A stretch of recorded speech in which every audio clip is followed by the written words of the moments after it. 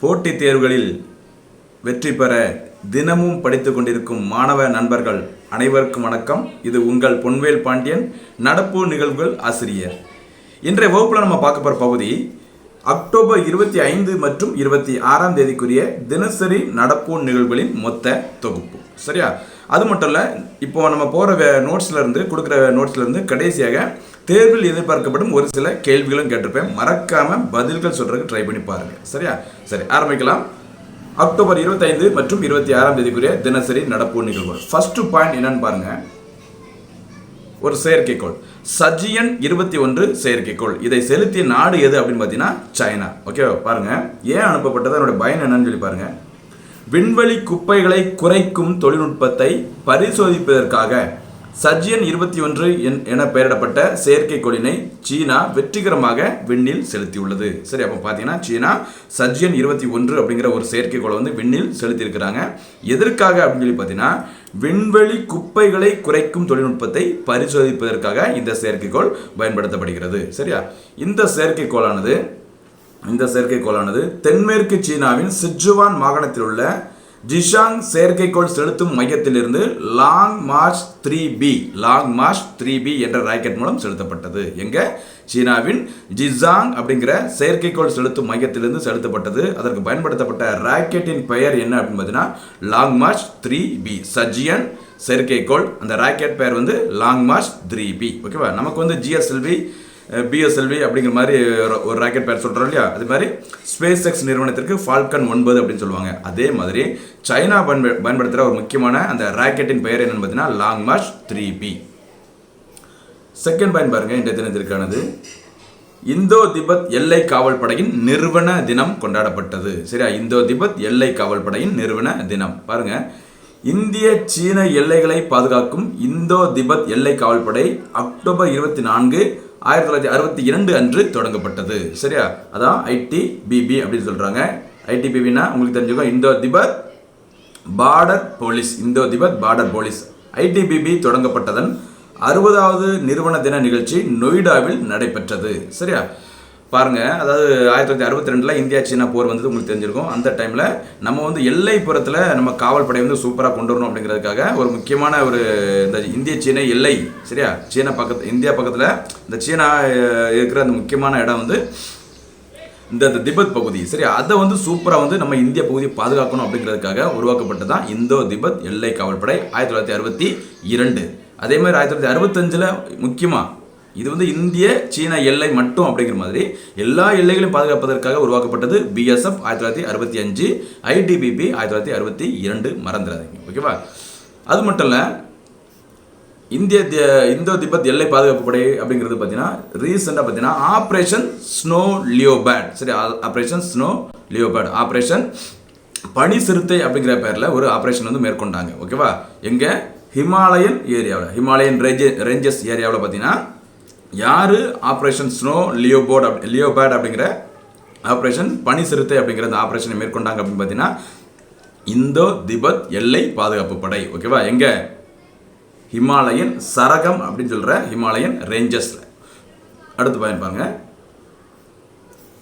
அடுத்து நிரஞ்சன் சம்புசாரியா அப்படிங்கிறவங்க நியூஸ்ல வந்திருக்காங்க. யார் அப்படின்னு பார்த்தீங்கன்னா இவங்க இந்திய பட்டய கணக்காளர் நிறுவனத்தின் தலைவர். சரியா? இந்திய பட்டய கணக்காளர் நிறுவனத்தின் தலைவர். Institute of chartered accountants of India அதனுடைய தலைவராக தற்போது இருப்பவர் தான் நிரஞ்சன் சம்புசாரியா, இல்லைன்னா ஜம்புசாரியா. ஓகேவா? இந்த ICAI அப்படின்னு அழைக்கப்படுகிற Institute of chartered accountants of India July 1 1949 அன்று தொடங்கப்பட்டது. இதன் தலைமையிடம் எங்க இருக்கு அப்படின்னு பார்த்தீங்கன்னா புதுடெல்லி. நெக்ஸ்ட் இன்னொரு நபர் நியூஸ்ல வந்திருக்காங்க. அவங்க யார் அப்படின்னு பார்த்தீங்கன்னா நீதிபதி UU லலித். சரியா? உச்சநீதிமன்றத்தில் தற்போது நீதிபதியாக இருப்பவர் UU லலித். அவர் ஏன் ரீசெண்டாக நியூஸ்ல வந்தாங்க அப்படின்னு பார்த்தீங்கன்னா தேசிய சட்ட சேவைகள் ஆணையத்தின் செயல் தலைவராக உச்சநீதிமன்ற நீதிபதி UU லலித் நியமனம் செய்யப்பட்டுள்ளார். சரியா? தேசிய சட்ட சேவைகள் ஆணையத்தின் செயல் தலைவராக நியமனம் செய்யப்பட்டுள்ளவர் யார் அப்படின்னு பார்த்தீங்கன்னா உச்சநீதிமன்றத்தின் நீதிபதியாக இருக்கும் UU லலித். தலைமை நீதிபதி யாரு? உச்சநீதிமன்ற தலைமை நீதிபதி NV ரமணா. நெக்ஸ்ட் அடுத்து பார்க்கலாம். விக்ராந்த் பற்றி அடிக்கடி நியூஸ் வந்துட்டே இருக்கு. விக்ராந்த் போர்க்கப்பலின் 2ஆம் கட்ட சோதனை. ஓகேவா? இந்த விக்ராந்த் அப்படிங்கிறது என்ன அப்படின்னு பார்த்தீங்கன்னா, உள்நாட்டிலேயே சரியா இந்தியாவிலே தயாரிக்கப்பட்ட முதலாவது விமானம் தாங்கி போர்க்கப்பல். இதுக்கு முன்னாடி விக்ரமாதித்யா அப்படிங்கிற ஒரே ஒரு விமானம் தாங்கி போர்க்கப்பலை வந்து இந்தியா வச்சிருக்கிறாங்க. அது வந்து இங்கிலாந்து நாட்டிடமிருந்து வாங்கப்பட்டது. முற்றிலும் இந்தியாவில் தயாரிக்கப்பட்ட முதலாவது விமானம் தாங்கி போர்க்கப்பல் தான் என்னது இந்த விக்ராந்த். அதை பற்றி தான் பார்க்க போகிறோம். பாருங்க, அந்த கப்பலை விக்ராந்த் போர்க்கப்பலை வந்து உருவாக்குனது யார் அப்படின்னு பார்த்தீங்கன்னா, கொச்சி கப்பல் கட்டும் தளம். பாருங்க, கொச்சி கப்பல் கட்டும் தளத்தில் உருவாக்கப்பட்டுள்ள விக்ராந்த் போர்க்கப்பல் உள்நாட்டிலே தயாரிக்கப்பட்டுள்ள முதலாவது விமானம் தாங்கி போர்க்கப்பல் ஆகும். இதன் முதற்கட்ட சோதனை கடந்த ஆகஸ்ட் மாதம் முடிவடைந்த நிலையில் 2ஆம் கட்ட சோதனையானது கொச்சி கடற்பகுதியில் தற்போது நடத்தப்பட்டது. சரியா, முதற்கட்ட சோதனை வந்து ஏற்கனவே ஆகஸ்ட் மாதத்தில் நடத்திட்டாங்க. இப்போ ரீசெண்டாக பார்த்தீங்கன்னா கொச்சி கடற்பகுதியில் இந்த விக்ராந்த் போர்க்கப்பலின் 2ஆம் கட்ட பரிசோதனையானது நடத்தப்பட்டுள்ளது. சரியா, அது என்ன சிறப்புன்னு பாருங்க. இந்த விக்ராந்த் போர்க்கப்பலில் இருந்து மிக் 29 ரக போர் விமானங்கள், சுமோ 3 ரக ஹெலிகாப்டர்கள், MH-60R ஹெலிகாப்டர்கள் ஆகியவற்றை இயக்க முடியும் அப்படிங்கிற மாதிரி சொல்லியிருக்கிறாங்க. சரியா, இது நான் ஏற்கனவே சொன்னதான். இந்தியாவிடம் தற்போது INS விக்ரமாதித்யா என்ற ஒரே ஒரு விமானம் தாங்கி போர்க்கப்பல் மட்டுமே உள்ளது. விக்ரமாதித்யா இந்தியாவின் முதலாவது விமானம் தாங்கி போர்க்கப்பல். விக்ராந்த் அப்படிங்கிற INS விக்ராந்த் அப்படிங்கிறது வந்து இந்தியாவிலேயே தயாரிக்கப்பட்ட முதலாவது விமானம் தாங்கி போர்க்கப்பல். 2 பேரும் கிட்டத்தட்ட ஒரே மாதிரி இருக்கு, மறந்துடாதீங்க, அவசரப்பட்டுறாதீங்க.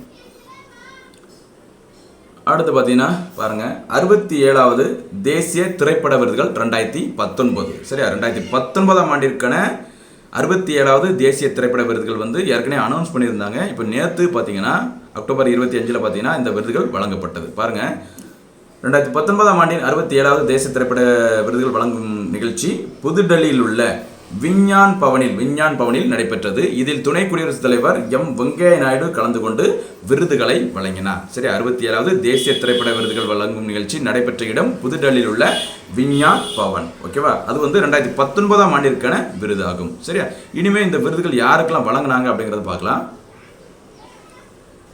விருது பெற்றவர்கள் யாரெல்லாம் அப்படின்னு பார்த்தீங்கன்னா, சிறந்த நடிகருக்கான விருது அசுரன் படத்தில் நடித்த தனுஷ் மற்றும் இன்னொரு நபர் மனோஜ் பாஜ்பாய்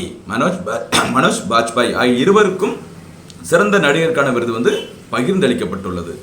சிறந்த நடிகைக்கான விருது கங்கனா ரணாவத் என்பவருக்கும், சிறந்த துணை நடிகர் விருது விஜய் சேதுபதி. சரியா, விஜய் சேதுபதி சூப்பர் டீலக்ஸ் அப்படிங்கிற ஒரு படத்தில் நடித்த விஜய் சேதுபதிக்கும் வழங்கப்பட்டது. ஓகேவா, சிறந்த திரைப்படத்திற்கான விருது சிறந்த திரைப்படத்திற்கான விருது யாருக்கு, எந்த திரைப்படத்திற்கு வழங்கப்பட்டது அப்படின்னு பார்த்தீங்கன்னா, Marakkar Lion of the Arabian Sea அப்படிங்கிற திரைப்படத்திற்கு சிறந்த திரைப்படத்திற்கான விருது வழங்கப்பட்டுள்ளது. சரி, பெஸ்ட் ஃபீச்சர் ஃபிலிம். ஓகேவா, சிறந்த தமிழ் திரைப்படமாக தேர்வு செய்யப்பட்டுள்ளது எது? அசுரன். மறந்துடாதீங்க, சிறந்த தமிழ் திரைப்படம் அசுரன். அந்த திரைப்படத்தில் நடித்த தனுஷ் அவர்களுக்கு தான் என்னது பார்த்தீங்கன்னா சிறந்த நடிகருக்கான விருது வழங்கப்பட்டுள்ளது. அடுத்து பார்த்தீங்கன்னா சிறந்த இயக்குனர், சரி, பெஸ்ட் டைரக்டர் அவார்டு யாருக்கு வழங்கப்பட்டுள்ளது அப்படின்னு பார்த்தீங்கன்னா சஞ்சய் புரான் சிங் சௌகான். சரியா, எந்த படத்தை இயக்குனருக்கு அப்படின்னு சொல்லி பார்த்தீங்கன்னா பகாட்டர் ஹுரைன். சரியா, பகாட்டர் குரைன் அப்படிங்கிற அந்த படத்தை இயக்கியதற்காக சிறந்த இயக்குனருக்கான விருது சஞ்சய் புரான் சிங் சௌகான் என்பவருக்கு அறிவிக்கப்பட்டது. சிறந்த துணை நடிகை விருது வந்து பார்த்தீங்கன்னா பல்லவி ஜோஷி என்பவருக்கும், சிறந்த இசையமைப்பாளர் விருது வந்து டி இமான். சரியா, டி இமான் உங்களுக்கு தெரிஞ்சிருக்கும், அஜித் குமார் நடித்த விஸ்வாசம், அந்த விஸ்வாசம் படத்திற்கு இசையமைத்தவர் தான் டி இமான். அந்த திரைப்படத்திற்காக டி இமான் அவர்களுக்கு சிறந்த இசையமைப்பாளருக்கான விருது வழங்கப்பட்டுள்ளது. அதுக்கப்புறம் பார்த்தீங்கன்னா சிறந்த குழந்தை நட்சத்திரத்திற்கான விருது நாக விஷால் என்ற ஒரு சிறுவனுக்கு வழங்கப்பட்டது. சரியா, கேடி அப்படிங்கிற கருப்புத்துறை அப்படிங்கிற ஒரு தமிழ் திரைப்படம். சரியா, அந்த திரைப்படத்தில் நடித்த நாக விஷால் என்ற ஒரு சிறுவருக்கு தான் சிறந்த குழந்தை நட்சத்திரத்திற்கான விருது வழங்கப்பட்டுள்ளது. அப்புறம் பார்த்தீங்கன்னா சிறப்பு ஜூரி விருது, ஸ்பெஷல் ஜூரி அவார்டு அப்படிங்கிறது யாருக்கு, எந்த திரைப்படத்திற்கு வழங்கப்பட்டது அப்படின்னு பார்த்தீங்கன்னா ஒத்த செருப்பு சைஸ் 7. ஓகேவா, ஒத்த செருப்பு சைஸ் 7 அப்படிங்கிறது பார்த்திபன். சரியா, தமிழ் நடிகர் பார்த்திபன் இயக்கி நடித்த ஒரு படம் தான் ஒத்த செருப்பு சைஸ் 7. அந்த திரைப்படத்திற்கு சிறப்பு ஜூரி விருதும், அந்த திரைப்படத்தில் பணியாற்றிய ரசூல் பூக்குட்டி என்பவருக்கு சிறந்த ஒளிப்பதிவிற்கும் ஆன அந்த விருது வழங்கப்பட்டுள்ளது. பார்த்தீங்கன்னா 67வது தேசிய திரைப்பட விருதில் நிறைய கிட்டத்தட்ட எல்லா முக்கியமான விருதுகளையும் யார் வின் பண்ணியிருக்கிறாங்க, தமிழகத்தை சேர்ந்தவங்க வின் பண்ணியிருக்கிறாங்க. கண்டிப்பாக இதுலேருந்து நிறைய கேள்விகள் வரலாம் அப்படிங்கிற மாதிரி எதிர்பார்க்குறேன். சரியா, சரி, நெக்ஸ்ட் அடுத்து பார்க்கலாம். அடுத்து கண்டிப்பாக இதுலேருந்து ஒரு கேள்வி இப்போதைக்கு இருக்குது, கன்ஃபார்மாக நோட் பண்ணிக்கோங்க. 51வது தாதா சாஹேப் பால்கே விருது, சரியா, திரைப்படத்துறையினருக்கு வழங்கப்படுற மிக உயரிய விருது எது அப்படின்னு பார்த்தீங்கன்னா தாதா சாஹேப் பால்கே விருது, சரியா. 67வது தேசிய திரைப்பட விருதுகள் வழங்கும் விழா டெல்லியில் உள்ள விஞ்ஞான் பவனில் நடைபெற்றது. அது நமக்கு தெரிஞ்சிருக்கும், நம்ம பார்த்துட்டோம். அப்போது 2019ஆம் ஆண்டிற்கான தாதா சாஹேப் பால்கே விருதினை நடிகர் ரஜினிகாந்திற்கு குடியரசு துணைத் தலைவர் எம் வெங்கையா நாயுடு வழங்கினார். சரி, அப்போ 2019ஆம் ஆண்டிற்கான தாதா சாஹேப் பால்கே விருது யாருக்கு வழங்கப்பட்டது? நடிகர் ரஜினிகாந்த். எப்போ? 67வது தேசிய திரைப்பட விருதுகள் நடைபெற்ற இடம் டெல்லியில் உள்ள விஞ்ஞான் பவன். ஓகேவா? இப்போ 2021 அப்படிங்கிறதுனால 21ஆம் ஆண்டிற்கான தாதா சாஹேப் பால்கே விருது ரஜினிக்கு வழங்கப்பட்டது அப்படிங்கிற மாதிரி தப்பாக நினைச்சிடாதீங்க. 2019ஆம் ஆண்டிற்கான தாதா சாஹேப் பால்கே விருது தான் ரஜினி அவர்களுக்கு வழங்கப்பட்டுள்ளது. பாருங்க, தாதா சாஹேப் பால்கே விருதினை பெறும் 51வது திரைப்பட கலைஞர் ரஜினிகாந்த் ஆவார். இந்த விருது முதன் முறையாக எந்த ஆண்டு வழங்கப்பட்டது அப்படின்னு பார்த்தீங்கன்னா 1969. 1969 முதன் முறையாக தாதா சாஹேப் பால்கே விருது யாருக்கு வழங்கப்பட்டது அப்படின்னு பார்த்தீங்கன்னா தேவிகா ராணி. சரி, அவர் ஹிந்தி படத்தில் நடித்ததற்காக தேவிகா ராணி என்பவருக்கு 1969ஆம் ஆண்டு தாதா சாஹேப் பால்கே விருதின் முதல் விருது வழங்கப்பட்டது. கடைசியாக 51வது தாதா சாஹேப் பால்கே விருதை வென்றவர் யார் அப்படின்னு பார்த்தீங்கன்னா ரஜினிகாந்த். 2019ஆம் ஆண்டிற்கான விருது அது. நெக்ஸ்ட் பாருங்க, உலக வானிலை அமைப்பின் ஆண்டறிக்கை 2020. சரி, 2020ஆம் ஆண்டிற்கான உலக வானிலை அமைப்பின் ஒரு ஆண்டறிக்கை வெளியிடப்பட்டுள்ளது. அதில் என்ன சொல்லியிருக்காங்க அப்படிங்கிறத பாருங்க. பசுமை இல்ல வாயுக்கள், கிரீன் ஹவுஸ் கேஸஸ் சொல்லுவாங்க இல்லையா, கிரீன் ஹவுஸ் கேஸ், பசுமை இல்ல வாயுக்கள் வெளியேற்றம் தொடர்பான 2020ஆம் ஆண்டிற்கான ஆண்டறிக்கையினை ஐநாவின் உலக வானிலை அமைப்பு வெளியிட்டுள்ளது. இதனை யார் வெளியிட்டாங்க அப்படின்னு பார்த்தீங்கன்னா பேட்டரி டாலஸ் என்பவர் வெளியிட்டார். அவர் யார் அப்படின்னு பார்த்தீங்கன்னா ஐநா உலக வானிலை அமைப்பின் பொது செயலாளர் ஆவார். சரியா, ஐநாவின் பொதுச் செயலாளர் ஆண்டோனியோ குட்டரஸ். இங்க நம்ம பார்த்துட்டு இருக்கிறது ஐநா உலக வானிலை அமைப்பின் பொதுச் செயலர் பேட்டரி டாலஸ். அதுல என்ன சொல்லியிருக்காங்க அப்படின்னு பாருங்க.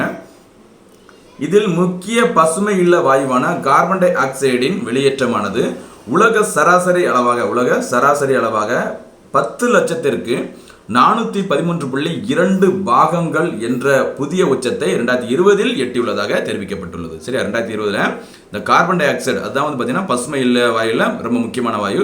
அந்த கார்பன் டை ஆக்சைடின் வெளியேற்றமானது 2020 உலக சராசரி அளவாக எவ்வளவு இருந்திருக்கு அப்படின்னு சொல்லி பார்த்தீங்கன்னா 10 லட்சத்திற்கு 413.2 பாகங்கள் என்ற அளவில் இருந்திருக்கு. இது 2015ஆம் ஆண்டு எவ்வளவு இருந்துச்சு அப்படின்னு பார்த்தீங்கன்னா 10 லட்சத்திற்கு 400 பாகங்கள் அப்படிங்கிற மாதிரி அளவில் இருந்திருக்குது. அடுத்த 5 ஆண்டுகளில் எக்ஸ்ட்ரா ஜாஸ்தியாக இருக்குது கார்பன் டை ஆக்சைடின் வெளியேற்றம். நெக்ஸ்ட் பாருங்க, உத்தரப்பிரதேசம் நியூஸ்ல வந்திருக்குது. ஏன் அப்படின்னு சொல்லி பார்த்தீங்கன்னா உத்தரப்பிரதேச மாநிலத்தில் கான்பூரை சேர்ந்த ஒருவருக்கு கிட்டத்தட்ட ஒரு 57 வயது ஆன ஒரு நபருக்கு ஜிகா வைரஸ் பாதிப்பு கண்டறியப்பட்டதை தொடர்ந்து உயர்நிலை மருத்துவ நிபுணர் குழுவினை மத்திய அரசு அனுப்பியிருக்காங்க. சரி, ஏற்கனவே கேரளாவில் இந்த ஜிகா வைரஸ் கண்டுபிடிக்கப்பட்டது. கேரளாவில் ஜிகா வைரஸ், நிப்பா வைரஸ் அதெல்லாம் கண்டுபிடிச்சாங்க. அதே மாதிரி அந்த ஜிகா வைரஸ் ரீசெண்டாக பார்த்தீங்கன்னா உத்தரப்பிரதேசத்தில் ஒரு நபருக்கு கண்டுபிடிச்சிருக்காங்க. இது மறுபடியும் நிறைய பேருக்கு பரவிடக்கூடாது அப்படிங்கிறதுக்காக ஒரு நிபுணர் குழுவினை மத்திய அரசு அனுப்பியிருக்காங்க. சரி, அப்போ சமீபத்தில் ஜிகா வைரஸ் மூலம் பாதிப்பு கண்டறியப்பட்ட மாநிலம் எது? உத்தரப்பிரதேசம். அதற்கு முன்பாக கேரளா. நெக்ஸ்ட் ஒரு சர்வதேச நியூஸ் பாருங்க. சூடானில் ராணுவ ஆட்சி. ஓகேவா, சூடான் எங்க இருக்கு? அது ஒரு ஆப்பிரிக்க நாடு. ஓகேவா, வடகிழக்கு ஆப்பிரிக்க நாடான சூடானில் ராணுவம் ஆட்சியை கைப்பற்றியுள்ளது.